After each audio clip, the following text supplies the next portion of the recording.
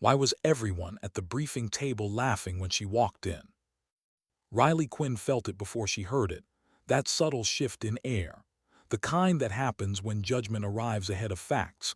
30 men, 30 sets of eyes, measuring, weighing, dismissing. She didn't rush, didn't hesitate either, just crossed the threshold like someone who had nowhere else to be and nothing left to prove. Boots worn thin, duffel plain, hair pulled back tight enough to hurt, 28 years old, face stripped of anything soft. The fog outside still clung to the grinder like it didn't want to let her go. The captain leaned against the whiteboard, arms folded, smile sharp. "You're lost," he said. "Mess hall's 2 buildings over." Laughter followed, easy, comfortable, cruel. Riley set her bag down slowly, deliberately, like she was placing something fragile on concrete. "Riley Quinn," she said, "reporting for Team 3, sir." Her voice didn't rise, it didn't shake, it landed. The captain's smile widened. "You'll wash out by lunch." He nodded toward a corner piled high with muddy boots. "Clean those." Someone whistled. Someone else kicked another pair toward her. Ignored, reduced, assigned to disappear. Riley knelt, and as she scrubbed mud from leather, something older than anger stirred in her chest. Not rage, not pride, memory. She'd been ignored before. She survived it. By the time the last boot stood polished and aligned, no one was watching anymore. They'd already decided she didn't matter. She stood, "Done, sir." The captain barely looked up. "Get out of my sight." Riley did. The ocean paddle the next morning was meant to break her. Heavy kayak, dead weight partner, cold designed to crawl inside bone. She said nothing, adjusted, compensated, carried more than her share without comment. They crossed the line under time. Her partner claimed credit. She didn't correct him. Later, when a sniper cornered her between vehicles, breathing intimidation into her space, she didn't escalate. She didn't plead. She applied pressure precisely, quietly. Then she walked away. That night, while others slept, Riley rose from black water like a thought no one wanted to have. She moved through centuries without noise, left marks on throats that proved a point she didn't explain. And when the scoreboard lit up, confusion replaced laughter. But still no recognition. Only questions. And one man, alone in the command center, scrolling through records that didn't make sense. Because nobody moved like that unless they'd done it before. And survived. Why did the captain's hands shake when he closed the file? Mason Holt didn't believe in ghosts. He believed in paperwork, timelines, predictability. Riley Quinn fit none of them.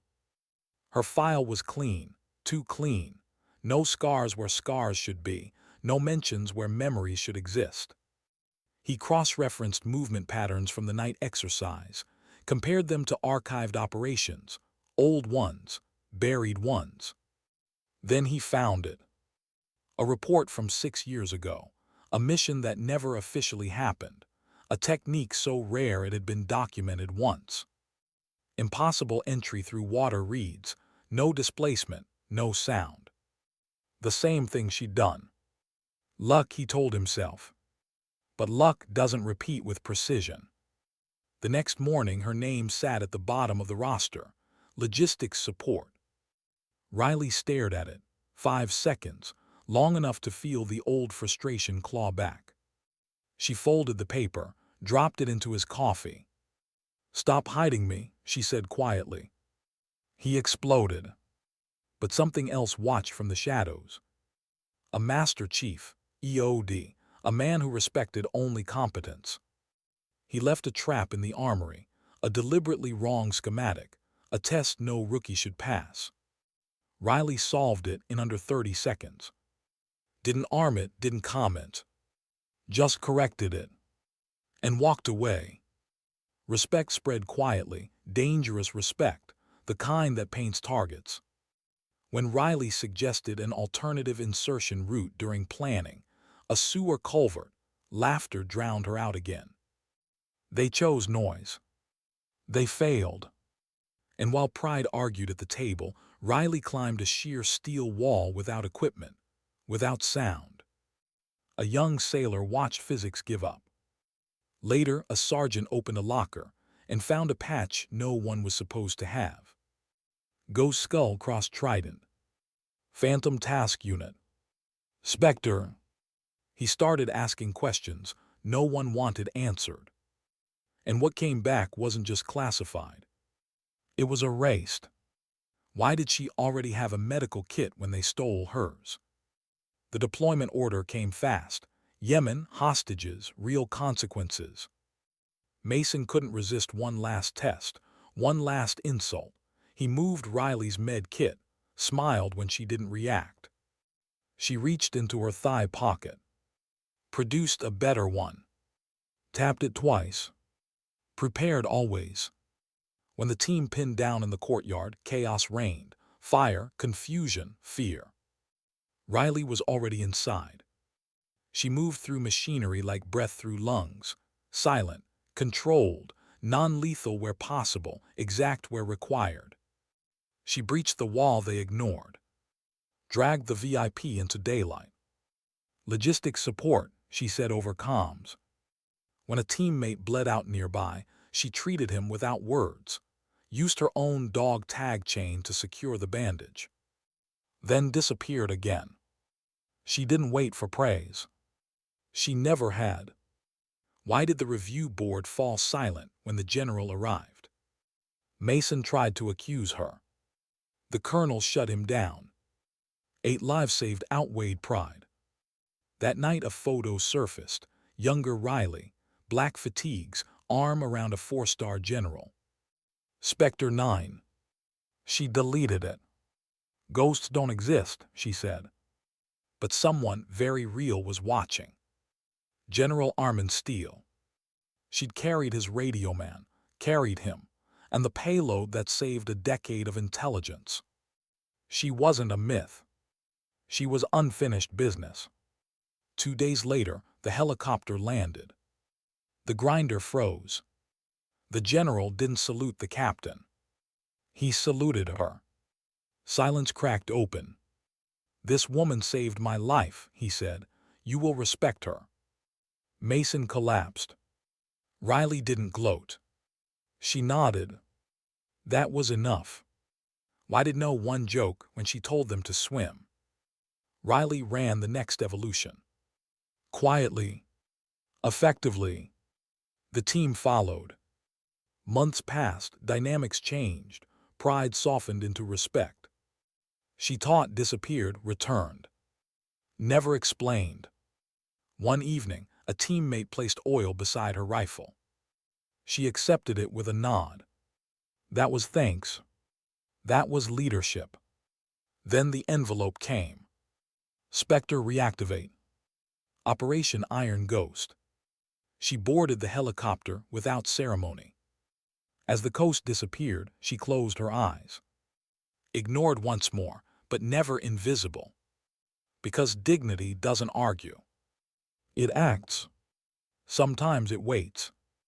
And sometimes, when the world finally looks up, a 4-star general salutes first. Why did the captain keep watching her hands instead of her face? Mason Holt told himself it was irritation, nothing more. The irritation of a seasoned officer forced to babysit a quota assignment he didn't ask for and didn't want. But irritation didn't explain why his eyes tracked Riley Quinn every time she entered a room, or why his jaw tightened whenever she stood still, doing nothing, like she was waiting for the world to catch up. She moved differently, not flashy, not stiff, economical, like every step had already been rehearsed in a place where mistakes had cost blood. The team felt it too, though none of them said it out loud. After the night op embarrassment, laughter had thinned, not disappeared, just dulled around the edges. Jokes still landed but softer, less certain, as if mocking her now carried risk they couldn't name. Riley noticed the shift, of course she did. She also noticed the way conversations stopped when she entered, how plans got louder when she spoke, voices overlapping hers until she went quiet again. She didn't push. She didn't argue. She logged everything away. Ignored wasn't new. It was familiar enough to feel almost safe. The following week was designed as attrition. Long days, short sleep, drills stacked on drills until personalities frayed. Mason ran them hard, harder than necessary, his authority sharp and unyielding. Riley took every assignment without comment. Point woman on one evolution, rear security on the next, manual labor in between. She carried weight without complaint. Still, she was sidelined when it mattered. During a live-fire planning brief, Riley traced a line on the map with her finger. Thin, blue. "There's a culvert under the pier," she said. "Leads into the engine compartment. Silent entry." Drake Voss laughed first. Loud, confident, the sound of a man who'd never been ignored in his life. "Sewer," he said. "What is this, a comic book?" Mason didn't even look at her. "We're not crawling through filth because you had a hunch." Riley opened her mouth, closed it. She drew a second route and read, "Cleaner, faster." No one followed the marker. They voted Mason's plan: hellos, noise, speed. The simulation ended with half the team tagged out, and the VIP still unsecured. Mason blamed wind, equipment, anything but judgment. Riley said nothing. Later, while voices still echoed inside the briefing room, she walked alone toward the mock freighter hull. 20 feet of corrugated steel, featureless, vertical. A young sailor stood firewatch nearby, barely old enough to shave. He watched her approach, expecting her to grab the net. She didn't. Riley pressed her palms against the steel, closed her eyes, breathed once. Then she climbed. Not fast, not slow, just inevitable. Her fingers found imperfections too small to register as holds. Rust, old paint, microscopic edges. Her body stayed close to the wall, weight distributed, friction doing the work. The sailor dropped his clipboard. By the time his brain caught up, she was already at the top rail, pausing just long enough to confirm what she already knew. The route worked. She came back down the same way, stepped onto gravel like she'd stepped off a curb. Their eyes met for a split second. He didn't ask how. She didn't explain. That night, Sergeant Cole Ryder watched her re-rack magazines in the armory. Click, click, click, each round seated perfectly, no wasted motion. "That route," he said quietly, "I ran something like it in Fallujah." Riley didn't turn. "Would have worked here too." He hesitated, then opened a locker. Inside hung a patch no one wore anymore. Ghost skull, crossed trident. Phantom Task Unit. Riley closed the locker without touching the patch. "Doesn't matter tonight," she said. But it mattered to him. Cole had learned long ago to trust instincts that didn't come with explanations. That night, he used contacts he hadn't spoken to in years, asked questions without names attached. What came back chilled him. Redacted files, black bars, sanitized timelines, but one line slipped through the digital erasure like a scar that wouldn't heal. The unit's survival was predicated entirely on a single, unauthorized extraction by operative call sign 9. No name, just corrupted code. A ghost. Cole deleted the file, burned the path. Loyalty replaced curiosity. The next day, Mason taped a new roster to the wall. Riley's name sat at the bottom. Logistics support. The room went quiet when she stared at it. 5 seconds, 6. Then she tore it down, folded it once, and slid it into Mason's coffee mug. "You don't touch my board," Mason snapped, crushing the cup in his fist. She met his eyes, calm, unmoved. "Then stop hiding me on it." Something in her tone landed harder than defiance. The EOD Master Chief Fuse saw the exchange, said nothing. Later, he left a complex charge assembly on a bench. Wrong schematic, mixed components, A professional trap. Riley solved it before he finished his coffee. Didn't arm it, didn't boast. That's schematics for proximity, she said flatly. These caps are. Fuse stared at the assembly like it had offended him, then at her. He never spoke of it again. Respect spread, quiet, dangerous. Targets grew.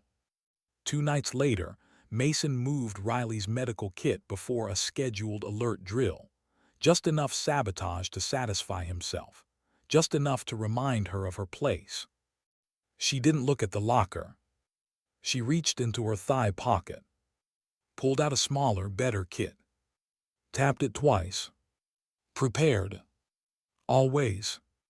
Mason felt something twist in his gut then, not anger. Fear. The real call came before he could name it. Yemen hostages, 6 hours. Mason briefed fast. Voss grinned. Riley was told to stay behind. She filled the coffee pot, took 2 mugs, and walked out. Nobody noticed. In the courtyard, chaos bloomed. Gunfire echoed. Comms clipped and faded. Plans unraveled the way they always did when reality refused to follow rehearsals. Inside the warehouse, Riley moved alone. She didn't use her rifle. She didn't need to. She carried a short-barreled shotgun loaded with breaching rounds and restraint. She dropped guards without killing them, left silence in her wake. She climbed vents like ladders, set charges with geometry instead of force. When Mason screamed into his comms, demanding to know who had breached the north wall, her voice cut through the static. Logistic support, she said. The wall gave way. She dragged the VIP into daylight and dropped him at Mason's feet. Try not to bleed on the hostage. Then she was gone again. Later, when Cole bled in the smoke, she treated him without ceremony. Used her own dog tag chain to secure the bandage. A personal thing, given professionally. No speeches. No pause. Just action. Back at Coronado, Mason tried to protest. Words tangled. Justifications collapsed. The colonel shut the folder. Dismissed. Mason slammed a locker hard enough to dent it. Left shame shaped like his fist. That night Cole showed Riley a photo. Young, painted face, arm around a general. Spectre, he said. She deleted it. Ghosts don't exist, she replied. Just bad paperwork. But somewhere far above them, a man with 4 stars watched the coastline and remembered the woman who had carried him through fire when no one else could. And he decided it was time the ghost stopped being ignored. Why did the room feel smaller the moment her name was spoken out loud? The review board convened in a windowless room that smelled faintly of burnt coffee and recycled air. Fluorescent lights hummed overhead. Papers were stacked neatly. Careers were measured here in sentences, sometimes in single words. Riley Quinn stood at parade rest near the back wall, unnoticed by most of the men seated at the table. She preferred it that way. Being seen had a cost. It always had. Mason Holt stood front and center, spine rigid, jaw clenched so tight it looked painful. He spoke fast, words tripping over each other, trying to stay ahead of the truth. She disobeyed direct orders, he said, left the staging area without authorization, broke chain of command. The colonel at the head of the table didn't look impressed. He flipped a page in the folder, slowly, deliberately. She also neutralized 7 hostiles without fatalities, the colonel said, extracted the VIP, treated 2 wounded operators under fire, and prevented escalation with local forces. Mason swallowed, Sir, discipline. Saved 8 American lives, the colonel cut in, including yours. Silence fell heavy, final. Riley kept her eyes forward. She wasn't bracing for punishment. She wasn't hopping for praise. She was already elsewhere in her mind, inventorying mistakes, replaying angles, cataloging what she could have done cleaner. The colonel closed the folder, dismissed.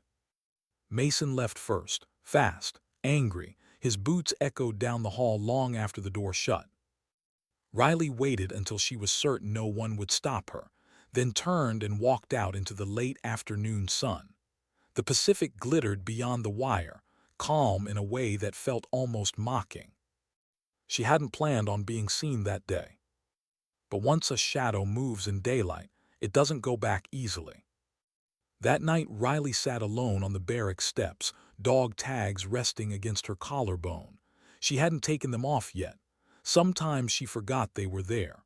Other times she felt them like weight. She thought about Yemen, about the engine room, about the brief flicker of surprise in the guard's eyes before everything went quiet. She thought about the way Cole's blood had soaked into the dirt before she stopped it. She didn't think about the people she'd lost.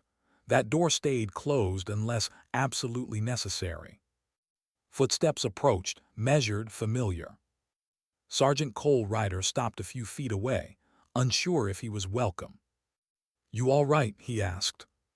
Riley didn't answer right away. "Then I'm functional." Cole nodded. That was as close to honesty as either of them needed. He hesitated, then pulled out his phone, held it up. On the screen, a grainy photo, a younger Riley, face smeared with paint, eyes sharp, arms slung around a man in uniform whose posture screamed authority even through low resolution. 4 stars on his collar. "Spectre 9. "You're the ghost," Cole said quietly. Not accusation, not awe, just fact. Riley took the phone, looked at the image for half a second, then deleted it, handed the phone back. "Ghosts don't exist," she said. "Just bad paperwork." Cole didn't argue. He didn't smile. He just nodded, something like respect settling into his bones. 300 miles north, in an office overlooking the Pacific, General Armin Steele stood with his hands braced on a polished desk. He hadn't sat since the folder arrived. Admiral Thompson watched him carefully. "She disregarded orders," Thompson said cautiously. "Captain Holt is requesting." "Captain Holt is requesting to save his pride," Steele interrupted. His voice was calm, controlled, more dangerous than shouting. Thompson exhaled. "She is effective." Steele let out a humorless breath. "That woman carried my radio man for 3 kilometers under fire, when air support failed, when comms were dead, when everyone else was gone." He straightened, eyes hard. "She also carried an encrypted payload that preserved a decade of intelligence work. She didn't just save my life. She saved the mission that came after." Thompson was silent now. "She's a myth," the Admiral said finally. Steele shook his head. "She's a reminder." A pause. "I want her here," Steele continued. "Visible among them. Let them learn what they dismissed." "And Holt?" Steele considered. "He stays." Thompson frowned. "Sir." "Breaking a man teaches nothing," Steele said. "Letting him watch his certainty crumble does." Back at Coronado, word traveled fast. Faster than orders. Faster than facts. The joke stopped. When Riley entered a room, conversations didn't, but they changed. Tone lowered. Laughter softened. Eyes lingered longer than before. Respect didn't arrive all at once. It never does. It came in fragments. A space cleared at the table. A question asked instead of dismissed. A plan paused, just long enough for her to speak. She didn't push. She didn't claim authority. She let competence do the work. Mason watched it happen with something sour twisting in his chest. He trained harder, yelled louder, corrected smaller mistakes, but control slipped through his fingers like sand. The day the loudspeaker crackled with an unscheduled VIP inbound, the entire base felt it before they heard it. A Black Hawk thundered overhead, rotors tearing at the sky. Sand exploded outward as it touched down. General Armin Steele stepped off the ramp. 4 stars, polished boots, a presence that bent posture without effort. Every spine snapped straight. Mason jogged forward, hand raised in salute. "Sir." Steele cut him off with a raised hand. His eyes moved across the formation, past rank, past posture, past expectation, until they locked on Riley. She stood near a Humvee, arms crossed, ball cap low, shadow hiding her eyes. For a heartbeat, nothing happened. Then the general marched straight toward her, stopped 2 feet away, and saluted. The sound cracked like a gunshot in the silence. Mason's mouth opened, closed. Drake Voss dropped the energy drink in his hand. It hissed across concrete, ignored. Steele's voice carried across the grinder, at ease. Riley returned the salute, slow, almost restrained. Steele turned to the formation. 6 years ago, this woman inserted alone into a valley every satellite said was empty. She carried my radio man while the mountains burned. He paused, let it land. I owe her every breath I've taken since. The silence was absolute. You will treat her with the respect due a warrior, Steele continued, or you will answer to me. Mason's knees buckled, not dramatically, just suddenly, like gravity remembered him. Ma'am, he said, voice breaking, I was wrong. Riley looked at him, really looked. Then she nodded. That was all. Steele stepped aside. She'll run your next evolution. Any objections will be forwarded to the Chief of Naval Operations. No one spoke. That afternoon, Riley stood where instructors usually barked. She didn't raise her voice. Today, she said, we're swimming the culvert pair up. No one laughed. They followed her into the surf. Because sometimes authority doesn't arrive with rank. Sometimes it arrives with silence. And sometimes it takes a 4-star general to remind everyone that dignity doesn't announce itself. It survives. And waits. Why did the ocean feel colder when she led them into it? No one said it out loud, but every man felt it. The moment Riley stepped into the surf ahead of them, something irreversible had shifted. Not just hierarchy, responsibility. When she moved first, it wasn't symbolic. It was a promise. The water swallowed sound immediately. The world narrowed to breath, pressure, and the faint outline of the man in front of you. Riley swam without urgency, without flourish. Her pace was measured, economical, designed to keep the slowest alive and the strongest honest. She didn't look back. That was the first lesson. The culvert entrance was barely visible beneath the pier, a dark wound in concrete half-choked with tide surge and debris. One by one they slipped inside, rifles sealed, bodies compressed into silence. No bravado followed them. No jokes survived the cold. Inside the culvert, time distorted, minutes stretched, thoughts got loud, panic flirted with the edges of discipline. Riley kept moving. She counted currents without numbers, adjusted for drag without words.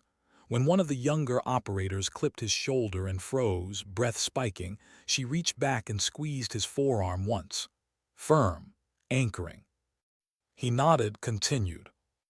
They emerged into the engine room soaked, shaking, alive. No one spoke until they were clear. Only then did Riley turn. That route, she said quietly, only works if you trust the person in front of you more than your own fear. No speech, no follow-up. She walked away to wring water from her sleeves. From that day forward, the team stopped asking whether Riley belonged. They started asking how they'd missed her. Weeks passed, training intensified, not because she demanded it, but because her presence raised the floor. Sloppy movement stood out now. Laziness felt exposed. She didn't correct loudly. She corrected privately. Sometimes only with a look. Sometimes with a silent repetition that made mistakes impossible to ignore. Mason stayed. That was the hardest part for him. He watched his authority erode not through rebellion but comparison. Riley never contradicted him in front of the team, never undermined. She simply executed better, quieter, cleaner. Men began to look at her first when things went wrong. That cut deeper than open defiance. Drake Voss felt it too. His humor dulled. His confidence cracked. Once, during a long-range session, his shot drifted just enough to miss steel. Riley didn't comment. She adjusted his bipod, shifted the angle 2 degrees, stepped back. The next round hit dead center. Drake stared at the target, then at her. "How'd you know?" Riley shrugged. "Wind lies." That was all. Respect, once earned, didn't need reinforcement. One night, after a 20-hour field exercise that left everyone hollow-eyed and silent, Riley stayed behind in the armory.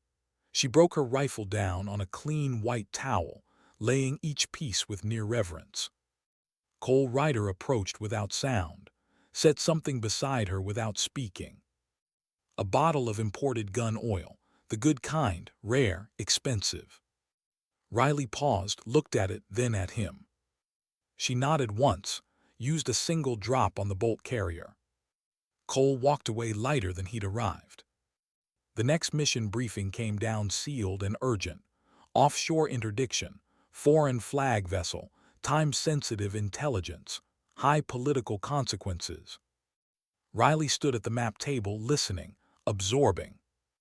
Mason briefed by the book. He was careful now, precise, almost deferential without admitting it. When Riley spoke this time, no one talked over her. She pointed. "Secondary access here, vent stack, it'll hold weight." Drake nodded immediately. "I'll cover." Mason hesitated, then nodded too. They executed clean. No drama, no casualties. The intel they pulled never made headlines, but it changed someone's future somewhere. That night, Riley stood alone at the edge of the grinder, watching the flag snap against the wind. The general's salute replayed in her mind, not with pride but discomfort. Being seen still felt dangerous. Because being seen meant being remembered. And remembering came with ghosts. She dreamed that night of mountains and fire, of radio static, of carrying weight that cried out in pain but never screamed. She woke before dawn, heart steady, breath controlled. Some things never left. The envelope arrived 2 days later. No ceremony, no knock, just a courier and a signature. Inside, one line in block letters. SBCTRE reactivate.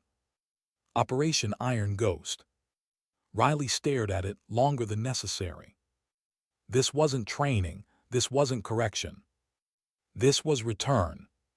She folded the paper, tucked it inside her shirt. At the tarmac, the Black Hawk waited, rotors already spinning.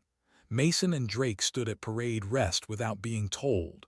Cole stood slightly behind them, eyes forward. No one spoke. Riley walked past them, boot steady, expression unreadable. As she boarded, Mason lifted his hand. Not a full salute, not a wave. Something in between. Riley returned it through the open door, 2 fingers brushing the window frame. The helicopter lifted, sand exploding outward. As Coronado shrank below her, Riley closed her eyes, felt the familiar thump of rotors in her chest, let the coastline blur. She thought of the younger version of herself, the one who'd been told she didn't belong, the one who'd learned to survive silence. She thought of the team behind her now, changed, sharper, better. Maybe that was redemption. Not recognition, but impact. The sun rose ahead of the aircraft, bleeding gold into the horizon. Riley breathed it in. The ghost was moving again. And this time, she wasn't running from the light. Why did the helicopter feel heavier the farther it flew from the coast? Riley felt it in her chest before she named it. Not fear, not hesitation. Weight. The kind that didn't belong to the aircraft or the gear strapped to her body. The kind that came from history waking up. Operation Iron Ghost wasn't new. That was the problem. It was a continuation. A reopening of a door that had been welded shut with classified silence and the names of people who never came home. She'd known, the moment she read the words, that accepting meant surrendering the quiet she'd fought to rebuild. But ghosts don't get to choose when they're useful. Inside the helicopter, the noise was constant, physical, vibrating through bone. Riley sat with her hands resting on her thighs, eyes closed, breathing slow.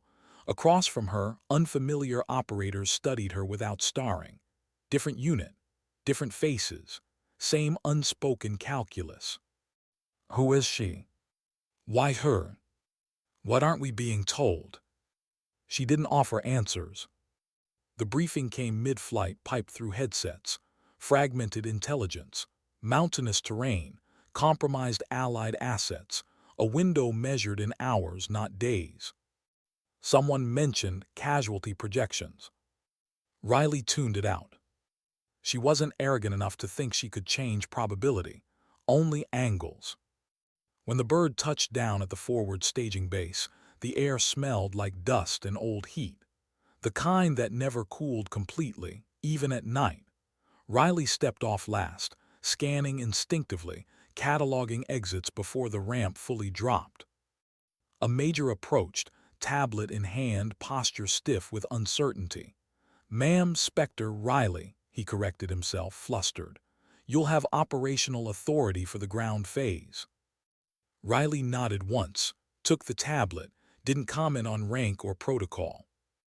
Authority was a tool, nothing more.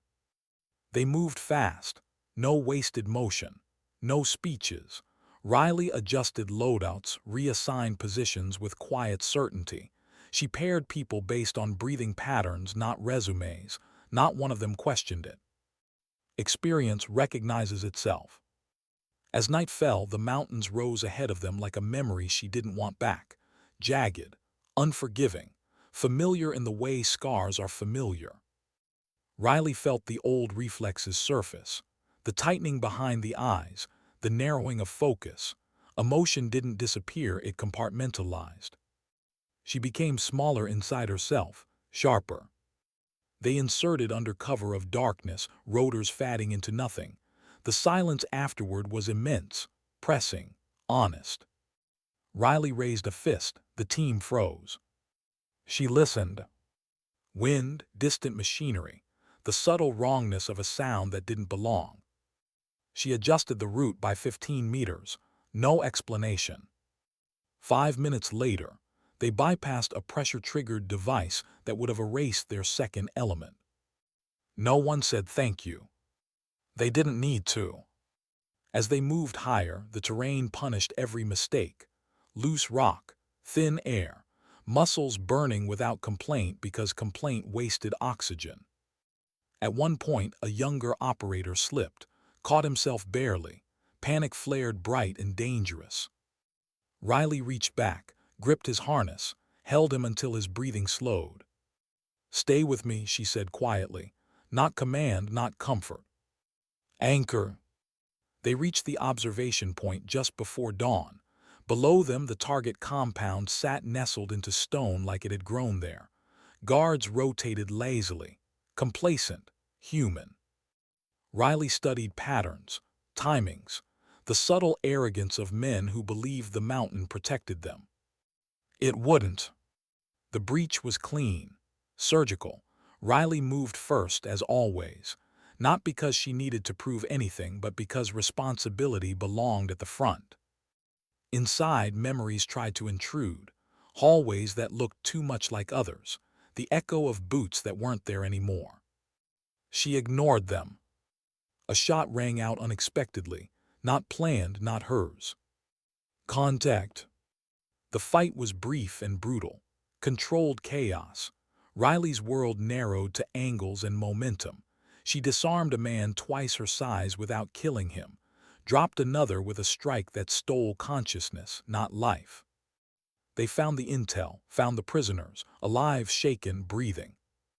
One of them recognized her, eyes widening. "You're..." Riley shook her head slightly. "Not now." Extraction turned messy. It always did. Enemy reinforcements moved faster than predicted. The mountains answered with echoes that confused direction. Riley took rear security without discussion. She always did. On the exfil route, an explosion tore through the trail ahead of them. Shrapnel ripped the air. Someone went down hard. Riley was there before anyone shouted. Blood bright too much. She applied pressure, hands steady despite the scream in her ears that sounded like another time, another place. She remembered carrying weight through fire, remembered promising herself she wouldn't do it again. Promises don't survive contact. They moved, slower now, heavier. When the helicopters finally thundered overhead, Riley felt something loosen in her chest she hadn't known was clenched. Back aboard, the wounded stabilized, alive, the prisoners silent with shock and gratitude. Someone looked at Riley with something like awe. She looked away. On the return flight, exhaustion settled in layers, the kind that made thinking feel distant, unreal. Riley leaned her head back, eyes closed, letting the vibration ground her. She dreamed in fragments, firelight, radio static, a voice calling her call sign. She woke with a start when the aircraft touched down. Back on familiar soil, the team disembarked quietly. No cheering, no release, just the muted relief of survival. The major approached again, eyes different now. That went better than expected.